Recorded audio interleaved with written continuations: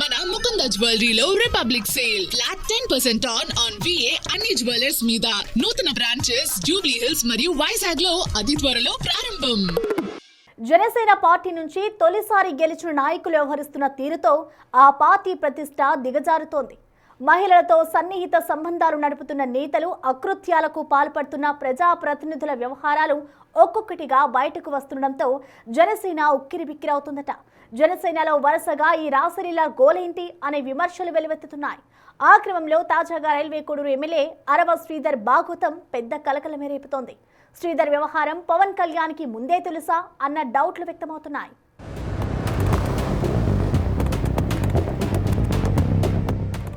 కోటి ఆశలతో అధికారంలోకి వచ్చిన జనసేన పార్టీ 100% స్ట్రైక్ రేట్ అంటూ గొప్పగా ప్రచారం చేసుకుంటోంది. జనసేనాని డిప్యూటీ సీఎం పవన్ కళ్యాణ్ సైతం తమ పార్టీ ఎదుగుదల గురించి పదే పదే ప్రస్తావిస్తున్నారు. అయితే 15 ఏళ్ల పాటు కూటమితో కలిసి అధికారంలో ఉండాలనుకుంటున్న పవన్ కళ్యాణ్ ఆశలపైన జనసేన నాయకులు ఎమ్మెల్యేలు నీళ్లు చల్లుతున్నారా అంటే అవుననే సమాధానం వినిపిస్తోందట.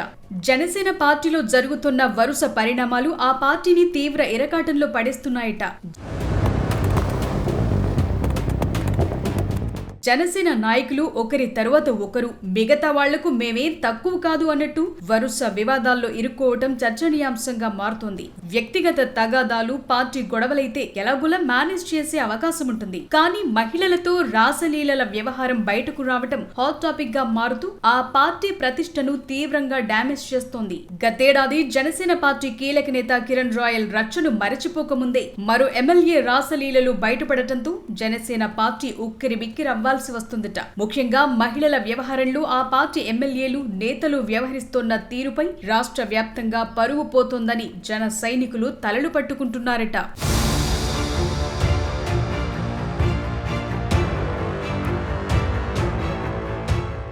ఆ క్రమంలో రైల్వే కోడూరు జనసేన ఎమ్మెల్యే అరవ శ్రీధర్ వ్యవహారం ఇప్పుడు హాట్ టాపిక్ గా మారింది. పంచాయతీరాజ్ ఉద్యోగిని విషయంలో ఎమ్మెల్యే వ్యవహరించిన తీరు, బయటపడ్డ వీడియోలను జనసేన పార్టీ పరువును బజారుకిడ్చేలా చేస్తున్నాయి. ఎమ్మెల్యే అరవ శ్రీధర్ తనను వివాహం చేసుకుంటారని నమ్మించి మోసం చేశాడని, అంతేకాకుండా లైంగికంగా వేధించాడని సదరు మహిళ తీవ్ర ఆరోపణలు చేసింది. తమకు ఫేస్బుక్ ద్వారా పరిచయం ఏర్పడిందని, తరువాత టెలిగ్రామ్ లో మెసేజ్ చేశారని తెలిపింది. 2 రోజులు మాట్లాడిన తర్వాత న్యూడ్ ఫోటోలు పంపించమని అడిగారని చెప్తోంది బాధితురాలు. సో జూన్ 14, 2024 మన రైల్వే కోడూరు ఎమ్మెల్యేకి నేను మెసేజ్ చేయడం జరిగింది త్రూ ఫేస్బుక్. కంగ్రాచ్యులేషన్స్ సార్ అని చెప్పేసి ఆయన థ్యాంక్ యూ అని చెప్పి ఫస్ట్ ఆయన ఫోన్ నెంబర్ ఇచ్చి నా ఫోన్ నెంబర్ తీసుకొని ఇక్కడ వద్దు టెలిగ్రామ్లో చాట్ చేద్దాము అనేసి చెప్పారు.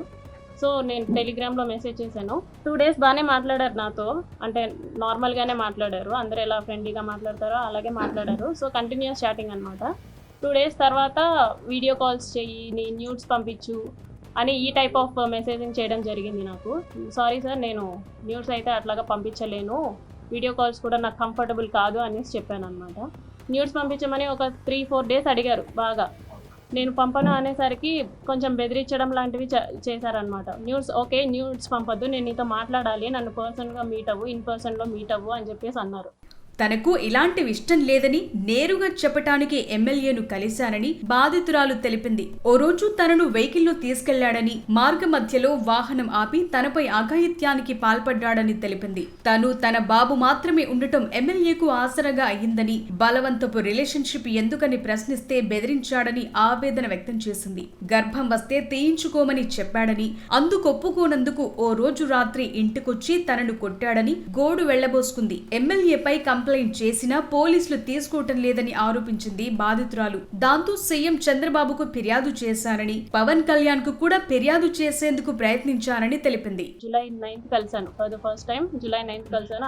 ఆయన షెడ్యూల్ అంతా అయిపోయిన తర్వాత నైట్ 8 o'clock అలాగా వచ్చి నన్ను పిక్ చేసుకున్నారు. మా ఇంటి దగ్గర పిక్ చేసుకుని తీసుకెళ్లారు. ఈ రాజంపేట టు బాక్రాపేట మధ్యలో ఒక డార్క్ విలేజో మరి ప్లేసో నాకు ఐడియా లేదు, అక్కడ ఆపారనమాట. ఆయన నా బాడీ పార్ట్స్ టచ్ చేయడానికి ట్రై చేస్తూ, నన్ను ఫోర్స్ చేయడానికి ట్రై చేశారు. కార్ డోర్ ఓపెన్ చేసేలాగా నా జుట్టు పట్టుకొని ఇలా లాగారు. నా ఫ్రంట్ సీట్, నేను ఫ్రంట్ సీట్లో కూర్చున్నాను.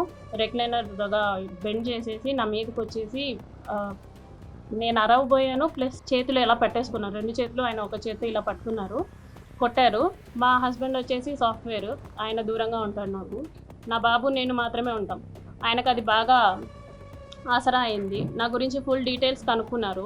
ఇలా ఎందుకండి ఈ టైప్ ఆఫ్ రిలేషన్షిప్, ఈ టైప్ ఆఫ్ ఫోర్స్డ్ రిలేషన్షిప్లో నేను ఎందుకు ఉండాలి అని చెప్పేసి నేను అడిగినప్పుడు, నాకు నువ్వు ఇలాగే కావాలి, నాకు నువ్వు ఇలాగే ఉండాలి అని చెప్పేసి బెదిరింపులు, గట్టిగా మాట్లాడాలు, పొగరు చూపించడాలు, ఏమన్నా అంటే ఆఫీస్లో ఒక ఎంక్వైరీ వేస్తాను అనేసి అంటారనమాట. ఆగస్ట్ ఎండింగ్లో నేను నా ప్రెగ్నెన్సీ పాజిటివ్ అయింది. ఈ విషయం నేను అతనికి చెప్పాను అనమాట.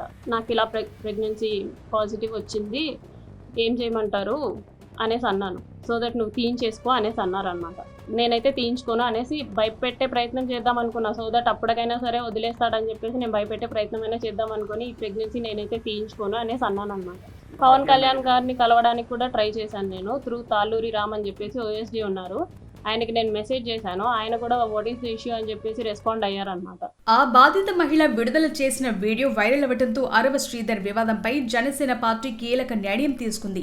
లైంగిక ఆరోపణలపై విచారించేందుకు 3 సభ్యులతో కమిటీని నియమించింది. విచారణ పూర్తయ్యే వరకు జనసేన అధికారిక కార్యక్రమాలకు అరవ శ్రీధర్ దూరంగా ఉండాలని పార్టీ స్పష్టం చేసింది. 7 రోజుల్లోగా కమిటీ ముందు హాజరై వివరణ ఇవ్వాలని ఎమ్మెల్యే అరవ శ్రీధర్ ను జనసేన ఆదేశించింది. మరోవైపు ఏపీ మహిళా కమిషన్ కూడా ఈ ఆరోపణలపై స్పందించి సమగ్ర విచారణకు చర్యలు చేపట్టింది.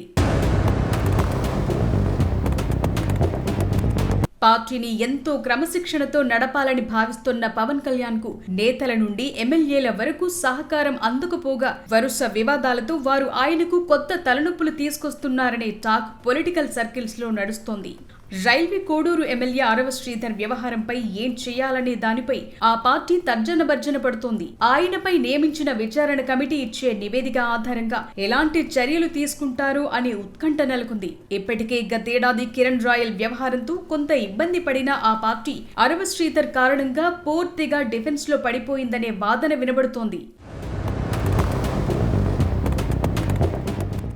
ఎమ్మెల్యే శ్రీధర్ వ్యవహారంలో జనసేన పార్టీని ప్రతిపక్ష వైసీపీ కార్నర్ చేస్తోంది. మహిళా కార్యకర్తలను వీర మహిళలంటూ ఎంత గొప్పగా చెప్పుకునే జనసేన పార్టీ నుండి ఇలాంటి ఎమ్మెల్యేలు, నేతలు బయటకు రావటంపై వైసీపీ నేతలు విమర్శలు గుప్పిస్తున్నారు.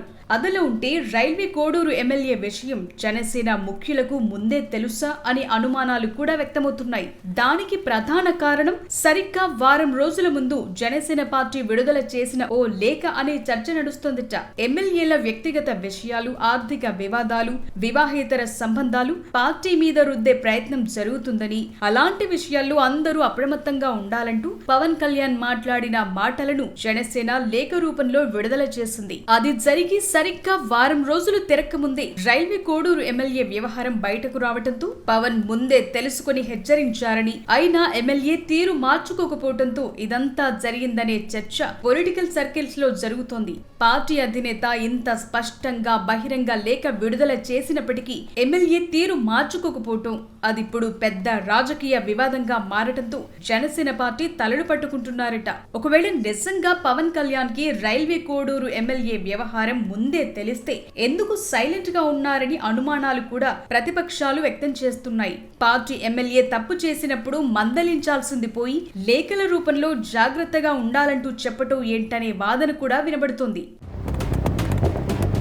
అయితే జనసేన పార్టీలో జరుగుతున్న వరుస వివాదాల నేపథ్యంలో వైసీపీ మహిళా నేతలు, మాజీ మంత్రులు తీవ్ర స్థాయిలో మూకుమ్మడి దాడి చేస్తున్నారు. ప్రతిపక్షంలో ఉన్నప్పుడు వైసీపీలో జరిగిన వివాదాలపై స్పందించిన పవన్ కళ్యాణ్ ఇప్పుడు సొంత పార్టీలో జరుగుతున్న వివాదాలపై ఏం సమాధానం చెప్తారని డిమాండ్ చేస్తున్నారు. అధికారంలోకి వచ్చి సొంత పార్టీ ఎమ్మెల్యేలు రాసలీలలు చేస్తుంటే ఏమీ చేయలేని స్థితిలో ఉండిపోయారని ఎద్దేవా చేస్తున్నారు. గతంలో కిరణ్ రాయల్ వ్యవహారంలో కూడా పార్టీ నుండి సస్పెండ్ చేయకుండా కేవలం కొన్ని రోజుల పాటు పార్టీ కార్యక్రమాలకు దూరం పెట్టిన పవన్ కళ్యాణ్ ఇప్పుడు సొంత ఎమ్మెల్యే ఓ మహిళపై ఇంత దారుణంగా లైంగిక వేధింపులకు పాల్పడితే ఎందుకు మౌనంగా ఉంటున్నారో సమాధానం చెప్పాలని డిమాండ్ చేస్తున్నారు. కానీ ఇటువంటి జరిగిన యథార్థ సంఘటనను వాళ్ళు ఆల్రెడీ మీటింగ్ పెట్టుకొని ఒక 1 వీక్ ముందే వీడియో లెటర్ రిలీజ్ చేశారంటే వైకాపా వేస్తుంటే దిస్ వాళ్ళు they are pre plan.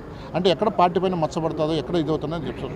YSRCP ఎప్పుడు కూడా మహిళలకు అండగా ఉంటాము, వాళ్ళకి భరోసా ఇస్తున్నాము.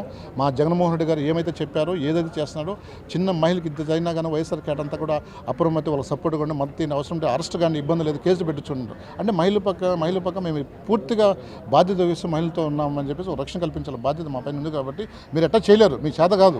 అందుకే వైఎస్ఆర్సీపీ దాని ప్రజాస్వామ్యం కల్పనేది. ఏదేమైనా జనసేన పార్టీలో వెలుగు చూస్తోన్న చీకటి బాగోతాలు ఆ పార్టీని తీవ్రంగా డ్యామేజ్ చేస్తున్నాయన్న అభిప్రాయం వ్యక్తమవుతోంది. మరి ఈ వ్యవహారాలపై పార్టీ అధినేత ఎంత వేగంగా స్పందిస్తారు, ఎలాంటి చర్యలు తీసుకుంటారనే దానిపైనే అందరి దృష్టి ఉంది.